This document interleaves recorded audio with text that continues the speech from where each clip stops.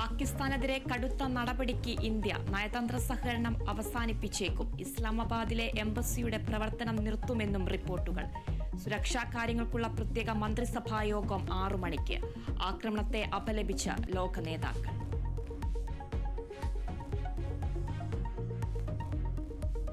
പഹൽഗാമിൽ ആക്രമണം നടത്തിയത് 6 അംഗ ഭീകര സംഘം. 4 ഭീകരരുടെ ചിത്രങ്ങൾ പുറത്ത്. 3 പേരെ തിരിച്ചറിഞ്ഞു.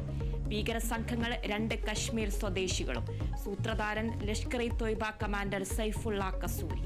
ഭീകരാക്രമണത്തിൽ മരിച്ചവരുടെ എണ്ണം 26 ഭാരമുള്ള ഉറിയിലെ ഏറ്റുമുട്ടലിൽ നുഴഞ്ഞുകയറ്റക്കാരായ 4 ഭീകരരെ വധിച്ചതായി സൈന്യം.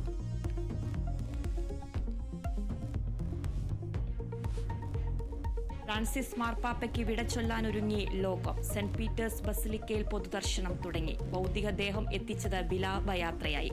ഖബറടക്കം ശനിയാഴ്ച സെന്റ് മേരി മേജർ ബസിലിക്കയിൽ.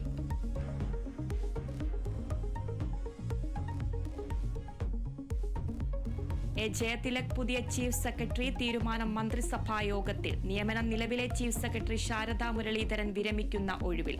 ജയതിലക് സംസ്ഥാനത്തെ 50ാമത്തെ ചീഫ് സെക്രട്ടറി.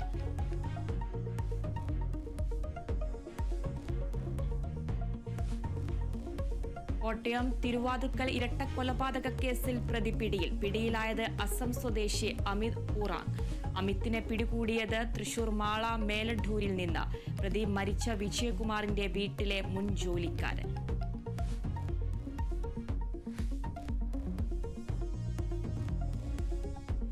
നിലമ്പൂർ ഉപതെരഞ്ഞെടുപ്പിൽ PV അൻവറുമായി സഹകരിച്ചു പ്രവർത്തിക്കാൻ കോൺഗ്രസ്. മുന്നണി പ്രവേശനമടക്കമുള്ള കാര്യങ്ങളിൽ തീരുമാനം പിന്നീട്. നിലവിൽ സഹകരിച്ചുള്ള പ്രവർത്തനം മാത്രം. നേതാക്കളുമായുള്ള ചർച്ചയിൽ സംതൃപ്തനെന്ന് അൻവർ.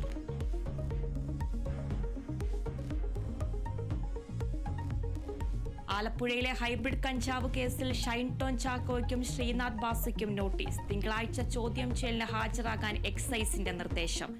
നടപടി. പിടിയിലായ തസ്ലീമയും നടന്മാരും തമ്മിലുള്ള വാട്സ്ആപ്പ് സന്ദേശങ്ങൾ ലഭിച്ചതോടെ.